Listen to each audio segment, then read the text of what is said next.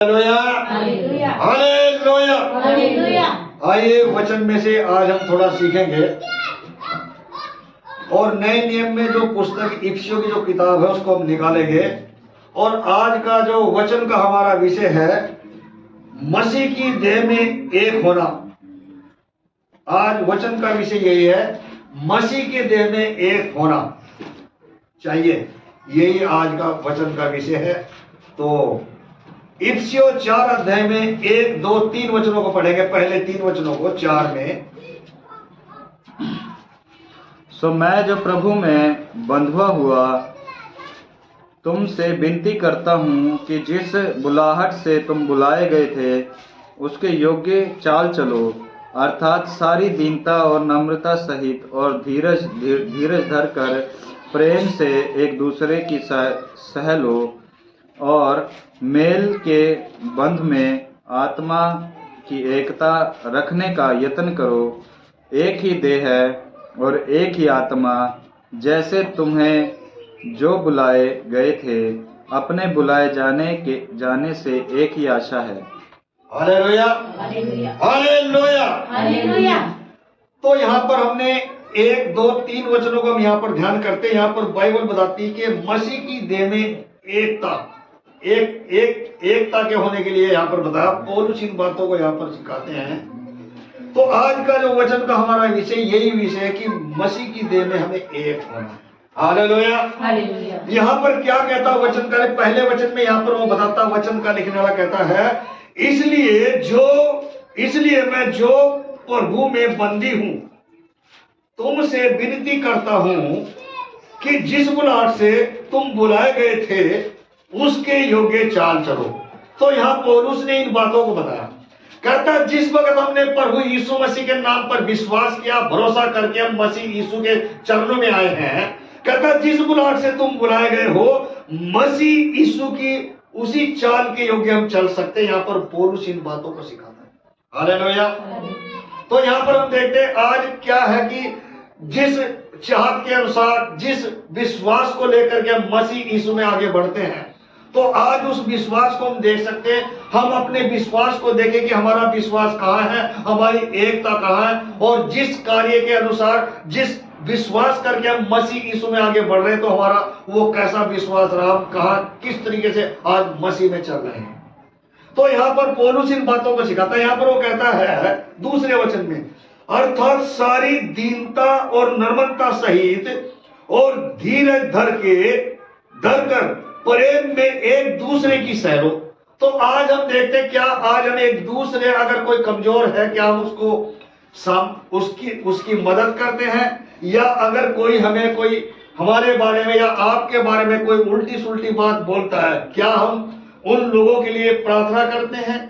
क्या उन लोगों के लिए ये प्रार्थना करते हैं प्रभु जो ये मुंह से शब्द निकालता है एक दूसरे के प्रति, एक दूसरे के विषय में, क्या हम उनके लिए प्रार्थना करते हैं कि प्रभु जैसे आपने मुझे अच्छा बनाया ऐसे आप इसको भी बनाए, इसके मुंह को भी संभाल करके रखे ताकि इसके मुंह से किसी की निंदा ना निकले, इसके मुंह से चुगली खोली ना निकले, इसके मुंह से बड़ी बात ना निकले। क्या आज हम उन लोगों के लिए ये प्रार्थना और विनती करते हैं? तो पौलुस इन बातों को यहाँ पर सिखाते। सबसे पहले वो कह रहा है जिस बुलाहट के अनुसार, या जब हमने प्रभु को ग्रहण करके बड़ी चाहत के साथ, बड़े विश्वास के साथ हम मसीह यीशु में बढ़े, आज हमारी संगति कहाँ है, आज हमारा वो प्रेम कहाँ है, आज हमारा वचन कहाँ है, आज हमारी प्रार्थना कहाँ पर है, आज हम कैसे प्रार्थना करते हैं, आज हम कैसे मसीह में बढ़ रहे हैं, आज हमारा विश्वास कहाँ रहा। तो इसीलिए वचन का लिखने वाला कहता कि हम मसीह यीशु में एक होने की जरूरत है।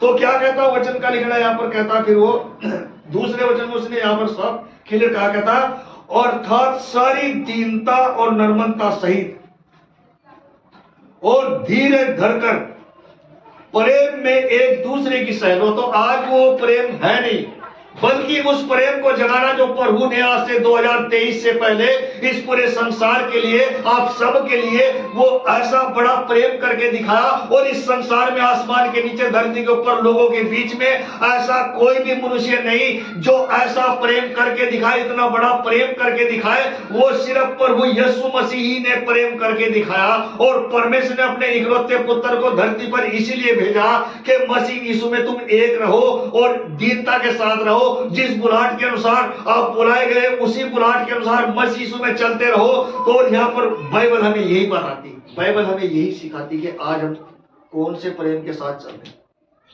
आज हमारे जीवन के अंदर वो प्रार्थना भी नहीं है, आज हमारे जीवन के अंदर वो शांति भी नहीं, आज हमारे जीवन के अंदर वो भाईचारा खत्म हो चुका।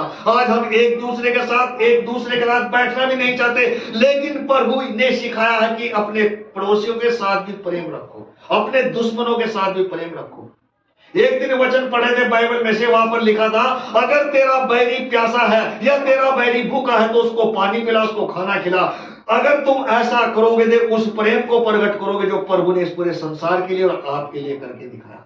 ये है मसीह में एकता, ये है मसीह में एक होना, यही है मसीह यीशु में चलना, यही है मसीह में विश्वास करना। अगर आपके जीवन में ये बातें हैं तो आप कभी भी मार नहीं खा सकते। सबसे बड़ा प्रेम बताया करंथियों किताब में भी, वहां पर लिखा 13 अध्याय पहला करंथियों में, क्योंकि सबसे बड़ा प्रेम डा नहीं करता, प्रेम चुगली नहीं करता, प्रेम ईर्ष्या जलन नहीं रखता, प्रेम जो है एक दूसरे को देखकर खुंदक नहीं खाता। तो वो पौलुस इन बातों को वहां पर सिखाता, और यहाँ पर भी पौलुस इन बातों को सिखाता, मसीह में एक होना। और फिर वचन का लिखने वाला क्या कहता है, एक वचन यहाँ पर पढ़ेंगे हम, इसी 4 अध्याय में हम 13 वचन को पढ़ सकते। पढ़ो जरा 4 में 13 वचन पढ़े। जब तक कि हम सब के सब विश्वास और परमेश्वर के पुत्र की पहचान में एक न हो जाए और एक सिद्ध मनुष्य न बन जाए और मसीह के पूरे डील डोल तक न बढ़ जाए। हाँ जी, देखो यहाँ पर 13 वचन में, 13 वचन के अंदर 4 अध्याय के 13 वचन के अंदर यहाँ पर उसने बताया, यहाँ पर पौलुस कह रहा 13 वचन के अंदर यहाँ पर कहता है, जब तक कि हम सब के सब विश्वास और परमेश्वर के पुत्र की पहचान में एक ना हो जाए और एक सिद्ध मनुष्य न बन जाए और मसीह के पूरे डील डोल तक ना बढ़ जाए। तो ये बातें सिखाता। उसने यहाँ पर इन बातों को क्यों लिखा, क्यों बातों को सिखाया है? इसलिए कि मसीह में हम उसकी डील डोल में, उसके वचनों में हम एक होकर के जाए। यही है वो प्रभु के बेटे बेटियां जो प्रभु के वचन को सुन करके उनका पालन करते हैं और वचन के अनुसार चलते, एक दूसरे के प्रेम में बने रहते हैं और मसीह यीशु में बढ़ करके एक होकर के चलते हैं। यही पौलुस यहाँ पर इन बातों को सिखाता है।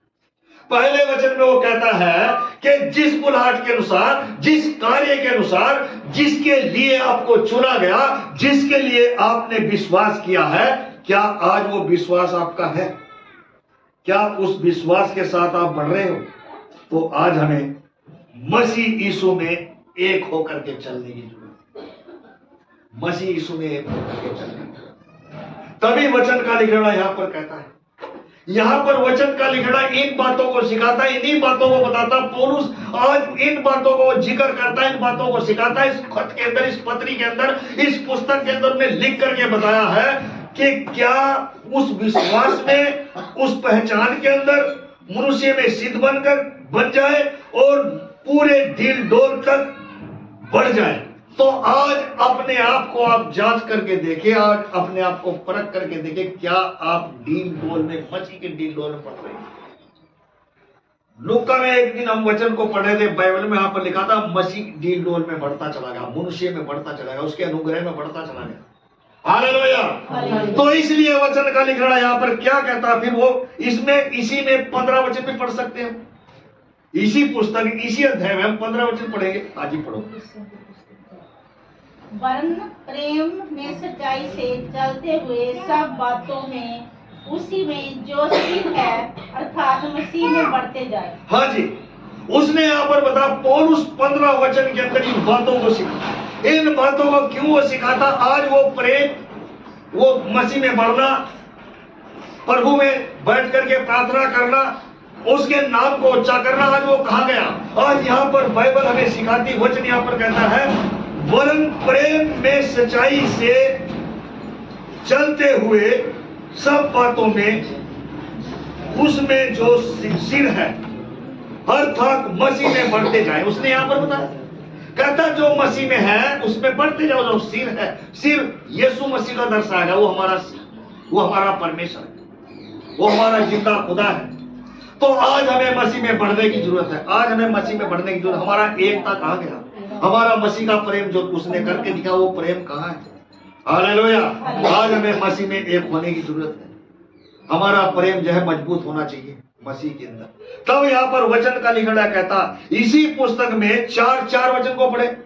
4 अध्याय में 4 वचन पढ़ सकते, पढ़ो जरा। हाँ जी, चौथा एक वचन। ही देह है और एक ही आत्मा, जैसे तुम्हें जो बुलाए गए थे अपने बुलाए जाने से एक ही आशा है। हाँ जी, तो यहाँ पर उसने 4 वचन के अंदर बताया। 4 वचन के अंदर यहाँ पर पौलुस बताता कि जिस तरीके से तुम बुलाए गए थे, जैसे आपने निर्णय करके कसम खा करके प्रभु को विश्वास करके आगे बढ़ा था, तो आज वो बढ़ना कहाँ गया? आज वो विश्वास कहाँ गया? आज वो प्रार्थना कहाँ गई? आज वो भाईचारा कहाँ गया? आज वो मोहब्बत प्रेम कहाँ गया? आज एक दूसरे के बीच में वो भाईचारा खत्म हो गया। हालेलुया।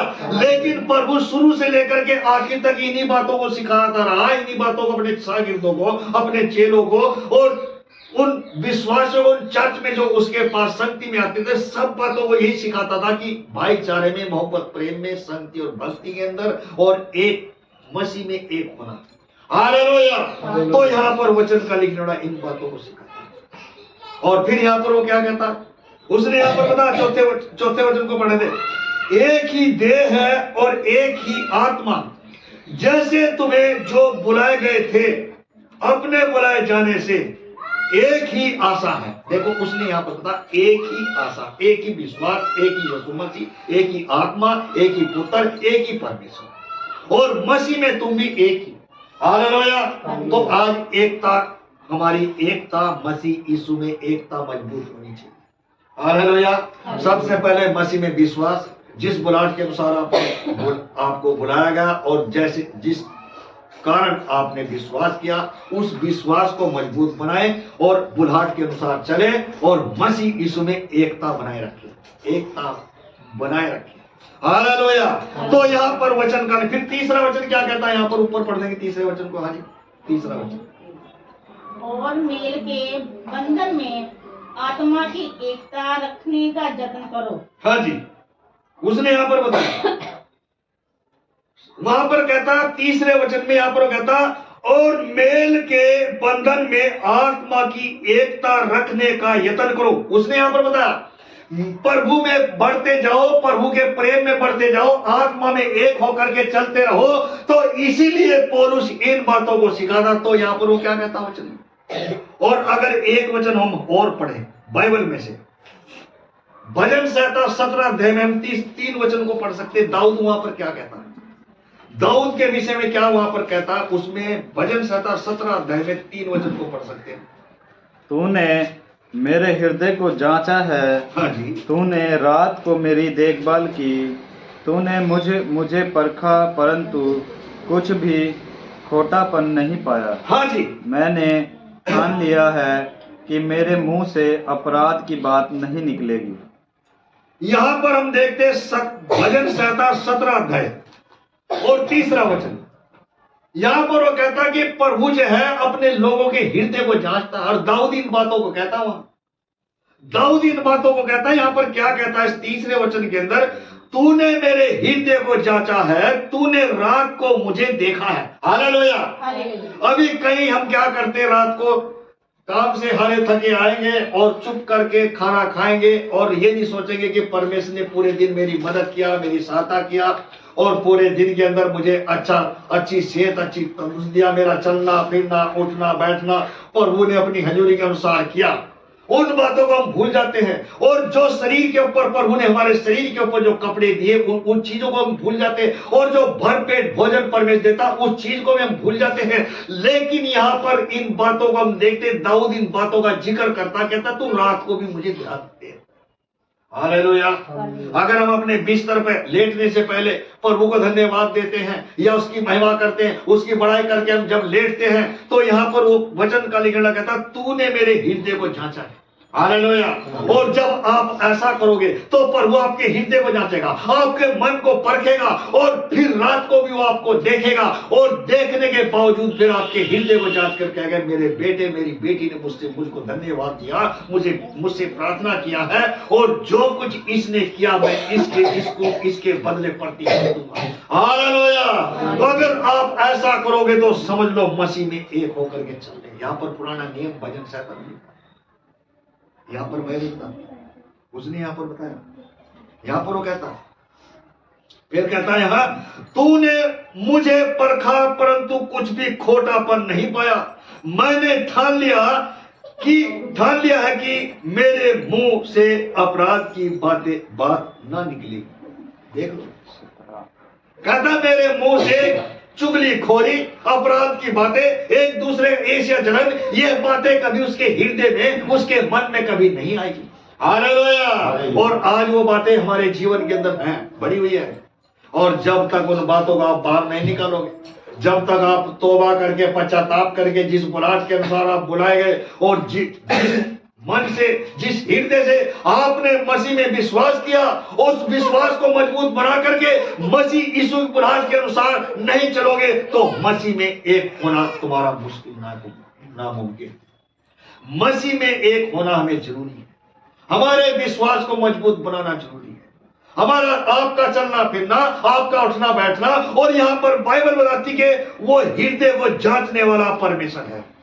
और फिर कहता है, वो कहता कि तूने मुझे जांच लिया और मुझ में कोई खोटापन नहीं पाया। लेकिन आज हमारे मन के अंदर खोटापन भरा हुआ है। हालेलुया। आज वो एक दूसरे के प्रति प्रेम नहीं है, आज वो प्यार खत्म हो चुका। आज उस प्रेम को हम जगाएं, उस मोहब्बत को हम जगाएं जो प्रभु ने पूरे संसार के लिए, आपके लिए, आपके बच्चों के लिए, आपके बड़े छोटों के लिए अपने आप को कुर्बान करके उस प्रेम को प्रकट किया, जो पौलुस वहां पर दर्शाता है कि प्रेम दान नहीं करता, प्रेम चुगली नहीं करता। तो ये वो बड़ा प्रेम है जो कुरिन्थियों की किताब में उसने बता रही। यहाँ पर क्या कहता वो इफिसियों में, जिस बुलाहट से तुम बुलाए गए। आज वो बुलाहट कहाँ गई? आज वो प्रेम कहाँ गया? आज वो भाईचारा कहाँ गया? आज वो मोहब्बत प्रेम कहाँ गया? आज हमें इन बातों में जुड़ना है, इन बातों में एक होना है। और जब आप इन बातों में एक होकर के चलोगे, समझ लो तुम मसीह यीशु को खुश कर रहे हो और उसके वचन के अनुसार चल रहे हो। हालेलुया। आवाज नहीं आ रही? बोले हालेलुया। अब आवाज आई है मेरे भाई, यहां तक पहुंची आवाज, पुलपीठ तक। तो अगर आवाज आपकी एक दूसरे कानों में जाएगी तो समझ लो प्रभु यीशु मसीह के चरणों में आपकी आवाज जा रही है। हालेलुया। तो इन बातों को हमें देखना। यहाँ पर क्या कहता वचन का लिखना, एक वचन अगर हम और पढ़ें उसी पुस्तक में, हम दोबारा 16 वचन को पढ़ सकते हैं, 4 में, इफिसियों में। हमने 15 पढ़ा। हर एक जोड़ की सहायता से एक साथ मिलकर और एक साथ घटकर उस प्रभाव के अनुसार जो हर एक अंग के ठीक ठीक कार्य करने के द्वारा उसमें होता है, अपने आप को बढ़ाती है कि वह प्रेम में उन्नति करती जाए। हाँ जी। अब यहाँ पर 16 वचन के अंदर उसने यहाँ पर इफिसियों में 4 में 16 वचन, उससे पहले हमने 15 वचन पढ़ा था। वहां पर कहता था 15 वचन में, वरन प्रेम में सच्चाई से चलते हुए सब बातों में उसमें जो सिर है अर्थात मसीह में बढ़ते जाए। उसने 15 वचन में वहां पर सिखा, और 16 वचन के अंदर यहां पर वो कहता है, पौलुस इन बातों को सिखा। यहां पर वो कहता है, जिससे सारी देह हर एक जोड़ की सहायता से एक साथ मिलकर और एक साथ घटकर उस प्रभाव के अनुसार एक हो जाए, एक अंग। आप मसीह में एक अंग बने। हालेलुया। मसीह आपका सर है, आप उसके अंग हो। हालेलुया। तो इसलिए हमें अपने आप को जांचने की जरूरत, अपने आप को परखने की जरूरत, क्या हम मसीह में बढ़ रहे हैं, क्या हम मसीह में एक होना चाहते हैं। अगर नहीं हो रहे हैं तो अपने आप को जांच लो। वहां पर कहता वो हृदय को जांचने वाला परमेश्वर, वो रात को भी देखता। फिर दाऊद कहता, मुझ में कोई खोटापन नहीं पाया। हालेलुया। तो इसलिए वचन का लिखना यहाँ पर वो कहता है, इस वचन के अंदर आज हमें किस्त के यहाँ पर वो बताता वचन, उसने वहां पर बताया। इसीलिए वचन का लिखने वाला हमें इन बातों को सिखाता है। एक पुराने नियम में एक किताब है, छोटी किताब है, वो होशे की किताब है, छोटी किताब है, उसको निकालें तो उसको हम निकाल सकते। होशे की पुस्तक है, छोटी किताब है वो, उसमें हम निकाल सकते हैं 4 अध्याय में 1, 2, 3 वचनों को पढ़ देंगे। होशे की पुस्तक में कितना? 4 में 1 से 3 तक पढ़ दे। हे इसराइलियों, यहोवा का वचन सुनो। हाँ जी। इस देश के निवासियों के साथ यहोवा का मुकदमा है। इस देश में ना तो कुछ सच्चाई है, ना कुछ करुणा, और ना कुछ परमेश्वर का ज्ञान ही है। हाँ जी। यहाँ शाप देने, झूठ बोलने, वध करने, चुराने और व्यभिचार करने को छोड़ कुछ नहीं होता। वे व्यवस्था की सीमा को लांघ कर कुकर्म करते हैं और खून ही खून होता रहता है। इस कारण ये देश विलाप करेगा और मैदान के जीव जंतुओं और आकाश के पक्षियों समेत उसके सब निवासी कुम्हला जाएंगे और समुद्र की मछलियां भी नाश हो जाएगी। हाँ जी। अब यहाँ पर हमने देखा इस वचन के अंदर 4 अध्याय में 1 से 3 वचन होता है। यहाँ पर उन्हें सारी बातें यहाँ पर कहता है, इस वचन के अंदर इस्राएलियों के बारे में यहाँ पर बताया गया। यहाँ पर कहता है, हे इस्राएलियों, यहोवा का वचन सुनो। उसने यूं यहाँ पर इन बातों को बताया। उसने इन बातों को क्यों यहाँ पर कहा कि जो सच्चा और जीवता परमेश्वर के वचन को सुनो, उसके वचन को सुन करके उसके वचन के साथ चलना। अगर आप ऐसा करते, नए नियम में वहां पर देख रहे पौलुस उन बातों को सिखाता। दाऊद वहां पर कहता, तूने मुझे रात को भी जांच देखा लेकिन खोटापन नहीं पाया। और फिर यहाँ पर वचन का लिखना कहता है इस पुस्तक के अंदर, यहाँ पर वो कह रहा, उसने यहाँ पर कहा कि हे इस्राएलियों, यहोवा का वचन सुनो।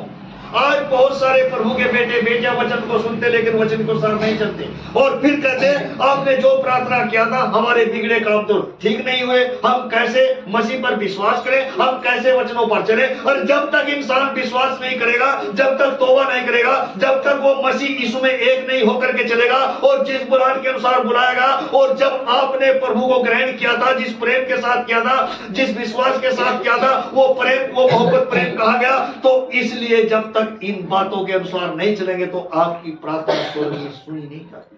हालेलुया। और वो प्रार्थना को सुनता लेकिन उत्तर नहीं मिलता। इसलिए वचन का लिखना इन बातों को सिखाता है। और यहाँ पर वो कहता, होशे की पुस्तक में कहा, हे इस्राएलियों, यहोवा का वचन सुनो। इस देश के निवासियों के साथ यहोवा का मुकदमा है। आज उसके सामने कोई खड़ा नहीं हो सकता, प्रभु के सामने कोई खड़ा नहीं हो सकता। वही जज है, वही वकील है, वही मुकदमा लड़ने वाला है और वही फैसला करने वाला है। आज अपने आप को जांच लो, आज अपने आप को परख लो, मसीह यीशु में एक हो जाओ। मसीह यीशु के वचनों को सुन करके एकता के साथ कंधे से कंधा मिला करके मसीह यीशु में आगे बढ़ो और पिता पुत्र पवित्र आत्मा के नाम को, यीशु मसीह के नाम को फैलाओ, उसको धन्यवाद दो और मसीह यीशु में एक हो जाओ। हालेलुया। आज हम देखते हैं वचन हमें सिखाता, बाइबल बताती, आज घर घर के अंदर एकता नहीं, आज घर घर के अंदर एकता नहीं। मैं एक वचन, एक परिवार के बारे में देख रहा था, एक परिवार के बारे में सुन रहा था। एक पति पत्नी विश्वासी परिवार था। वो किसी दिन मैं बताऊंगा, बाइबल में से सिखाऊंगा वचन को। विश्वासी परिवार था। तो पत्नी जो थी अपने पति को जब भी वो काम पर जाता था वो उसको कोसती थी, तो मर जाए, तेरा नाश हो जाए, तेरा एक्सीडेंट हो जाए, तू मरा हुआ है। और उसका पति कहता, तू मुझे ऐसे क्यों बोलती, तू ऐसे क्यों बोलती। मसीह यीशु में चलते थे और फिर भी अपने पति को कोसती थी। चलता रहा, ऐसे ही चलता रहा, काफी देर तक चलता रहा। वो रोज वैसी बोलती, तो सुबह शाम जब भी हो जाता था कहीं आना जाना, कहते तू मर जा, तेरा नाश हो जा, तू मर जाए, हैं, तेरा ऐसे हो जाए। तो जिस वक्त वो पति अपने घर से बाहर गया, वो पति जिंदा गया लेकिन उसकी डेड बॉडी उसके घर आई। फिर उसकी पत्नी उसकी बॉडी को झप्पी पा करके रोई, बड़े रोई, आंसू बहा करके। तो आज अगर मुंह से कोई शब्द निकलता तो शब्द भी सोच समझ के निकाले, शब्द भी सोच समझ के निकाले। हो सकता परमेश्वर आपके शब्द को पूरा करे, लेकिन कभी भी अपने परिवार में, अपने घर के अंदर या किसी भी विश्वासी के अंदर या किसी के भी लिए आप मुंह से शराब मत निकालना, कोई गलत बात मत निकालना। हो सकता परमेश्वर आपकी प्रार्थना को सुन ले। तो इसलिए यहाँ पर क्या कहता वचन का लिखने में, यहाँ पर वो कह रहा मुकदमा लड़ने वाला परमेश्वर। हालेलुया। मुकदमा लड़ने वाला परमेश्वर है और आप प्रभु के सामने खड़े हो, आप उसके चरणों में बैठे, वो आपके हृदय को जांचता, वो आपके मनों को परखता है। और जिस दिन आपके हृदय के अंदर, जिस दिन आपके मनों के अंदर किसी के प्रति कोई भी बात निकली, तो प्रभु जो है वो उस मुकदमे को लड़ेगा। हालेलुया।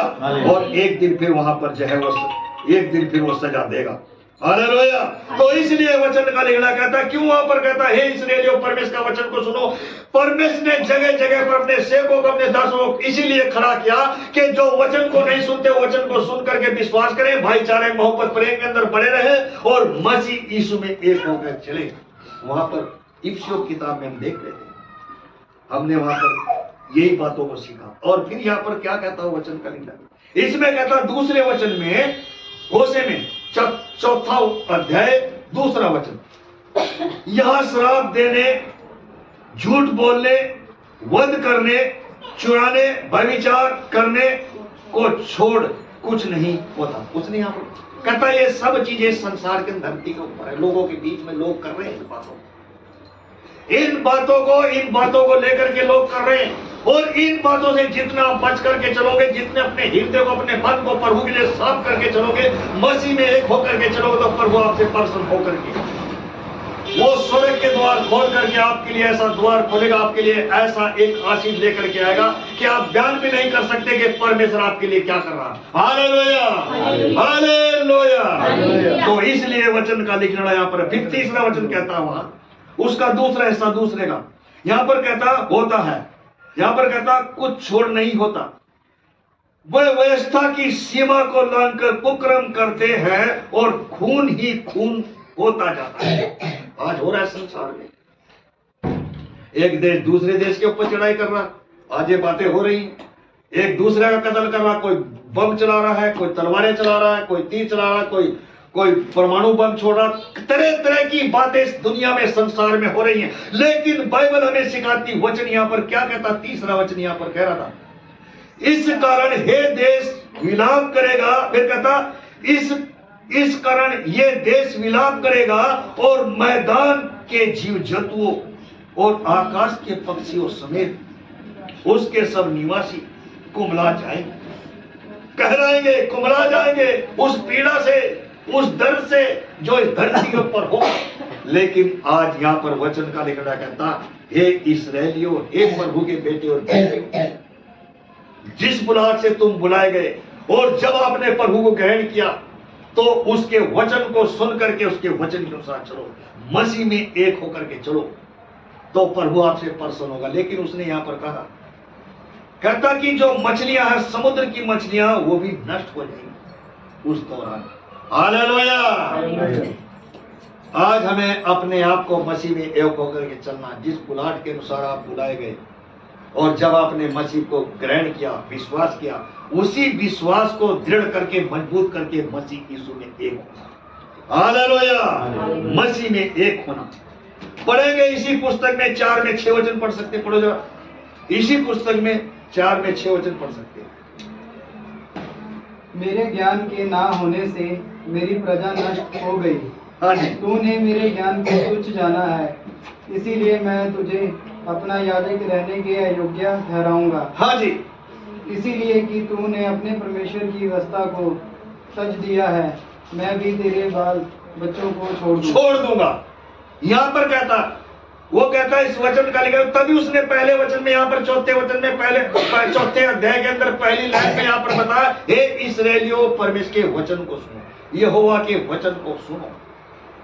और यहाँ पर वो कहता है इसमें, मेरी ज्ञान के ना होने से मेरी प्रजा नष्ट हो रही। आज इस संसार में प्रभु के ज्ञान को छोड़ करके, प्रभु के वचनों को छोड़ करके, भाईचारे को छोड़ करके, मसीह में एक ना हो करके चलना, तो वो नाश हो रहे हैं, मरे जा रहे लोग, नष्ट हो रहे हैं। लेकिन बाइबल यहाँ पर बताती है, कहता कि मेरी प्रजा नष्ट हो गई, तूने मेरे ज्ञान को तुच्छ जाना, इसलिए मैं तुझे अपना याजक रहने के अयोग्य कहता, मैं तुझे अयोग्य ठहराऊंगा। हालेलुया। आज अगर उसके सामने उसके पुत्र बनना चाहते, उसकी बेटियां बनना चाहते, तो उसके ज्ञान को समझो, उसके वचनों को समझो, उसके वचनों पर चलो, तो प्रभु आपको याजक बनाएगा। आपको अपना बेटा बेटी बनाएगा, आपको अपने पुत्र पुत्रियां बनाएगा, और हो सकता है परमेश्वर आपको किसी कार्य के लिए खड़ा भी कर दे। हालेलुया। तो इसलिए हमें मसीह में एक होने की जरूरत है। मसीह में एक होना हमें जरूरी। इसी पुस्तक में हम 10 वचन पढ़ सकते हैं। इसी में 10 वचन पढ़ो बच्चों, शाबाश। वह खाएंगे तो सही परंतु तृप्त ना होंगे, और विश्वागमन तो करेंगे परंतु ना बढ़ेंगे, क्योंकि उन्होंने यहोवा की ओर मन लगाना छोड़ दिया है। हाँ जी, यहाँ पर बाइबल बताती है कि जब हमने प्रभु को ग्रहण करके जिस विश्वास के द्वारा निर्णय लेकर के हम ना दाएं देखेंगे, हम ना बाएं देखेंगे, मसीह यीशु में बढ़ेंगे, प्रार्थना करेंगे, संगति में रहेंगे, भाईचारे में बढ़ेंगे, मसीह में एक होकर के चलेंगे। लेकिन यहाँ पर वचन का लिखने वाला इस पुस्तक के अंदर बताता है, उसने यहाँ पर बताया, यहाँ पर वो कहता वह खाएंगे तो सही परंतु तृप्त ना होंगे, उनकी भूख और प्यास ना मिटेगी। हालेलुया। उनके विषय में यहाँ पर बताता कि जो प्रभु को त्याग देते हैं, जो प्रभु के ज्ञान से दूर रहते हैं, जो प्रभु से प्रेम नहीं करते, जो प्रभु के बताए रास्ते पर नहीं चलते, उनके विषय में यहाँ पर वो कहता वो खाएंगे तो जरूर पर तृप्त नहीं होंगे, तृप्त नहीं होंगे। इसलिए वचन का लिखना कहता आज आज्ञाकारी नहीं है, आज वो प्रेम नहीं है, मसीह में एक देह होना जरूरी है। यहाँ पर बाइबल हमें सिखाती, वचन हमें सिखाता। फिर क्या वो यहाँ पर कहता है तृप्त ना होंगे और वेश्यामगन तो करेंगे परंतु बढ़ेंगे, क्योंकि उन्होंने यहोवा को की ओर मन लगाना छोड़ दिया। हालेलुया। कहता उसके नाम पर विश्वास करना, उसके नाम पर मन लगाना छोड़ दिया है। तभी वो कहता वो खाएंगे जरूर, तृप्त होंगे जरूर, पर उनकी भूख और प्यास नहीं बुझेगी। हालेलुया। आज कई भाई बहन कई संसार में है ऐसे,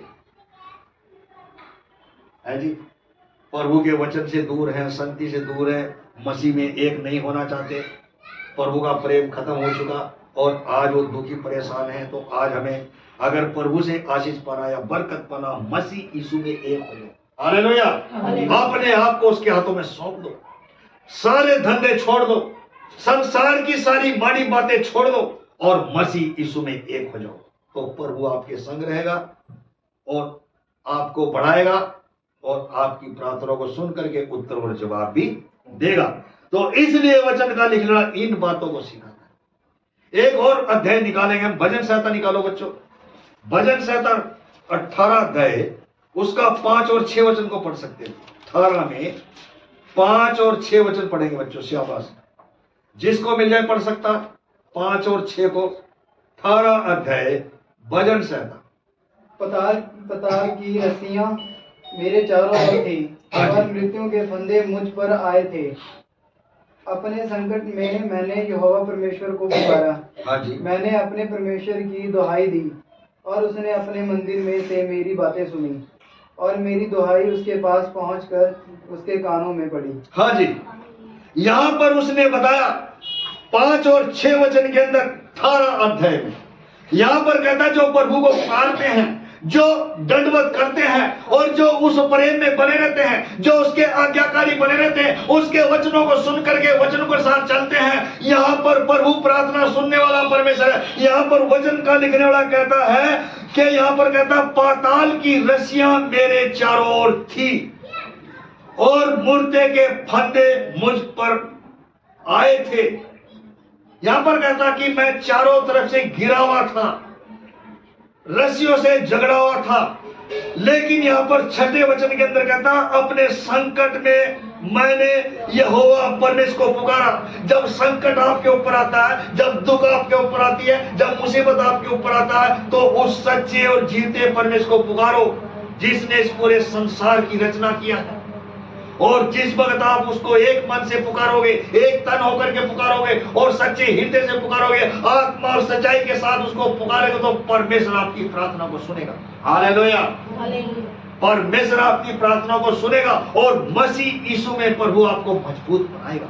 हालेलुया। और जिस बुलाहट के अनुसार आप बुलाए गए हो, उसी बुलाहट के अनुसार जब आप चलोगे तो प्रभु आपके संग संग रहेगा। आपके संग संग होकर के चलेगा।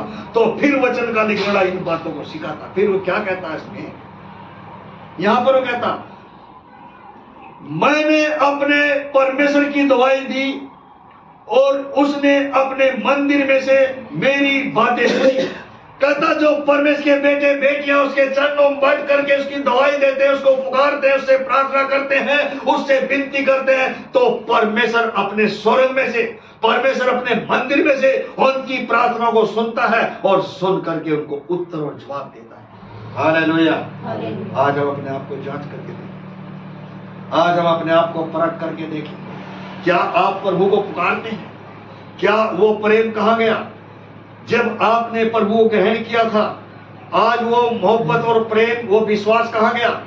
तो यहाँ पर जिस बुलाहट के अनुसार प्रभु ने आपको चुना है, जिस बुलाहट के अनुसार परमेश्वर ने आपको खड़ा किया है और जिस बुलाहट के अनुसार बुला करके आपको प्रभु अपनी हजूरी में लेकर गया, तो वो प्रेम, वो मोहब्बत, वो कहाँ गया? आपका पुकारना, आपको धन्यवाद देना, आपके स्तुति करना, आपका अर्पण करना, वो कहाँ गया? तो आज हम अपने आप को जांच करके देखें, आज हम अपने आप को परख करके देखें, वो पुकारना, वो धन्यवाद देना, वो आपका कहाँ गया?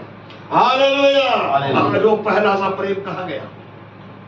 प्रकाश वाक्य किताब में एक दिन वचन को पढ़ रहे थे, 2 अध्याय में, वहां पर लिखा था वो तेरा पहला सा प्रेम कहाँ गया?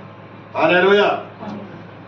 तो इसलिए वचन का लिखना यहाँ पर बताता है, उसने यहाँ पर 6ठे वचन में कहता है, सुनी और फिर कहता, और मेरी दवाई उसके पास पहुंचकर उसके कानों में पड़ी। यहां पर वचन का लिखा दूसरा हिस्सा, आखिरी वचन, आखिरी हिस्सा इस 6ठे वचन का 18 में उसने बताया कि जो कुछ वो प्रभु के चरणों में बैठ करके पुकार रहा था, उसकी दवाई दे रहा था, उससे प्रार्थना कर रहा था, उससे विनती कर रहा था, कहता उसके कानों में वो दवाई पहुंच गई। आज प्रभु की प्रार्थना उसके कानों तक नहीं पहुंच रही। इसलिए नहीं पहुंच रही क्योंकि आपके अंदर वो भाईचारा, वो मोहब्बत, प्रेम, वो बुढ़ाट और वो विश्वास कमजोर हो चुका। हालेलुया। उस विश्वास को मजबूत बनाए, उस विश्वास को मजबूत बनाए।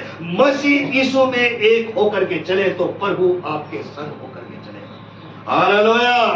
प्रभु आपके संग होकर के चलेगा। बाइबल हमें सिखाता, वचन हमें सिखाता। आज वो प्रेम कहाँ गया? आज वो प्रेम कहाँ गया? लेकिन बाइबल हमें बताती है हमें उसमें एक होकर के चलना, हमें मसीह यीशु में एक होकर के चलना। आज एक परिवार के अंदर एकता नहीं है, आज एक कलीसिया में एकता नहीं है। आज चुगलीखोरा, झूठ बोलना, एक दूसरे की ईर्ष्या जलन रखना, किसी बड़े छोटे का आदर नहीं करना, आज ये बातें संसार में हो रही है। हालेलुया। हालेलुया। इन बातों को आज हम सीख रहे हैं, मसीह यीशु में हमें एक होना। हालेलुया। और फिर एक वचन और पढ़ करके हम बाइबल में से अब प्रार्थना की ओर जाएंगे। भजन संहिता 5 अध्याय निकाले, उसका 11 और 12 वचन को पढ़ करके हम प्रार्थना की ओर चलेंगे। भजन संहिता 5 अध्याय में 11 और 12 वचन को पढ़ेंगे। परंतु जितने तुझ पर भरोसा रखते हैं वे सब नंद करे, वे सर्वदा ऊंचे स्वर से गाते रहे, क्योंकि तू उनकी रक्षा करता है। और जो तेरे नाम के प्रेमी हैं तुझ में प्रफुल्लित हो, क्योंकि तू धर्मी को आशीष देगा। तेज होगा तू उसको अपने नुकरे रुकी ढाल से गिरे रहेगा। हाँ जी, यहाँ पर हमने 1 और 11 और 12 वचन को पढ़ा। यहाँ पर भजन संहिता के अंदर हम यहाँ पर देखते 5 अध्याय का 11 और 12 वचन। हालेलुया।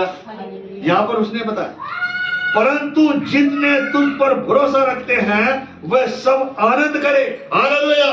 लेकिन वहां पर वचन का लिखना कहता है, हे इस्राएलियों यहोवा का वचन सुनो। हालेलुया।